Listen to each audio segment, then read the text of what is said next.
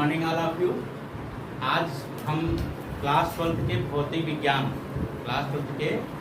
विज्ञान का second part का जो लेसन आपका प्रकाशिकी है उसमें एक टॉपिक है सापेक्ष अपवर्तनांक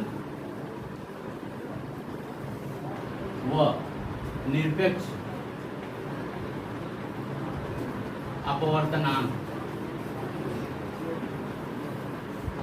में संबंध। आज हम यही टॉपिक पर चर्चा करेंगे, यही टॉपिक को हम समझाएंगे आपको। देखिए, आप इसकी अलग अलग डेफिनेशन पहले पढ़ चुके हैं कि निरपेक्ष अपवर्तनांक क्या होता है और सापेक्ष अपवर्तनांक क्या होता है। तो देखिए, थोड़ा सा यहाँ पर हम जानकारी दे देते हैं आपको कि सापेक्ष अपवर्तनांक क्या होता है और निरपेक्ष अपवर्तनांक क्या। सबसे पहले हम देखते हैं सापेक्ष अपवर्तनांक क्या होता है। देखिए, सापेक्ष अपवर्तनांक के लिए हमको दो माध्यम की आवश्यकता पड़ती है।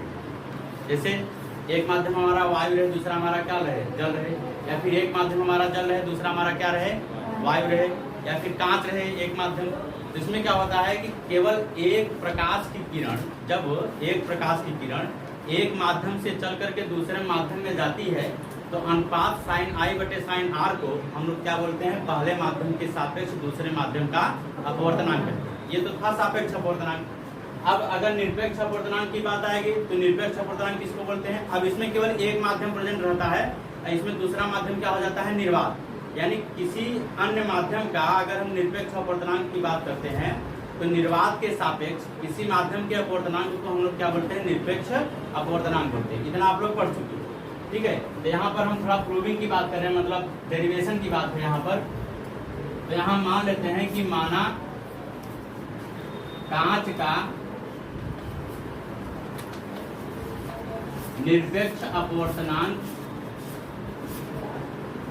कांच का निरपेक्ष अपवर्तनांक हम मान लेते हैं Ng है। जल का निरपेक्ष अपवर्तनांक हम मान लेते हैं Nw। इतना तो आपको मालूम है कि भाई निरपेक्ष वाले में क्या होता है कि आपका जो पहला वाला माध्यम होता है वो निर्वात होता है। तो निर्वात के यहाँ कोई सिंबल नहीं लिए हैं, ठीक है। तो ये हमारा कांच का निरपेक्ष अपवर्तनांक हो गया, ये हमारा किसका हो गया, जल का निरपेक्ष अपवर्तनांक हो गया। अब हम दोनों में संबंध देखिए कैसे निकालते हैं। हम यहाँ लिखेंगे कांच के सापेक्ष जल का अपवर्तनांक, पहले इसकी बात करते हैं, इसके सिंबल की बात करेंगे क्योंकि बिना सिंबल के फॉर्मूला आएगा नहीं। तो कांच पहले है तो पहले हम क्या लिखेंगे, कांच का सिंबल क्या होता है, ग्लास में होता है कांच, तो कांच का सिंबल क्या आ जाएगा, G। अपवर्तनांक की बात आएगी तो हम लिखेंगे N, और यहाँ जल है तो जल को लिखेंगे बाद में। अब देखिए इस लाइन को, कांच के सापेक्ष जल का अपवर्तनांक चाहे पढ़ लीजिए चाहे इतना बड़ा लिखिए, अतः ये छोटा सा अगर आप सिंबल लिख देते हैं तब भी आपका क्या हो जाएगा, सही जाएगा। इसको भी वही पढ़ेंगे, कांच के सापेक्ष जल का अपवर्तनांक। तो ये तो था सापेक्ष अपवर्तनांक। अब इसके फॉर्मूला क्या होता है, ये जो पीछे वाला होता है ये ऊपर चला जाता है और जो आगे वाला होता है कहाँ हो जाता है, नीचे। तो ये देखो, ये सापेक्ष अपवर्तनांक है, ये सब क्या है, निरपेक्ष अपवर्तनांक है। तो यहाँ तो हमको समझ में आ गया कि सापेक्ष अपवर्तनांक और निरपेक्ष अपवर्तनांक में क्या संबंध होता है। तो GNW बराबर क्या मिला, NW बटा में NG। इसको हम मान लेते हैं समीकरण, क्या मान लेते हैं हम, समीकरण 1। इसमें अगर किसी को कोई दिक्कत हो तो पूछ सकते हैं, कोई प्रॉब्लम नहीं है। अब यहाँ पे इसका उल्टा निकालते हैं, जल के सापेक्ष कांच का अपवर्तनांक, कांच का अपवर्तनांक। अब इसमें देखिए, इसमें ऊपर वाले टॉपिक में क्या था कि कांच पहले था, इसमें जल पहले हो गया। तो जल पहले है तो हम जल को क्या लिखेंगे, पहले लिखेंगे, फिर अपवर्तनांक का सिंबल लिखेंगे, फिर कांच बाद में है तो क्या लिखेंगे, कांच का सिंबल लिखेंगे। तो WNG को हम लोग क्या पढ़ेंगे, जल के सापेक्ष कांच का अपवर्तनांक पढ़ेंगे। अब इसका फॉर्मूला कैसे बनाएंगे, मालूम है ना कि पीछे वाला कहाँ जाता है, ऊपर, और आगे वाला कहाँ आता है, नीचे। इसमें अगर किसी को कोई समस्या हो तो बोल सकता है। इसको मान लेते हैं समीकरण। अब इन दोनों समीकरणों का हम कर देते हैं गुणा।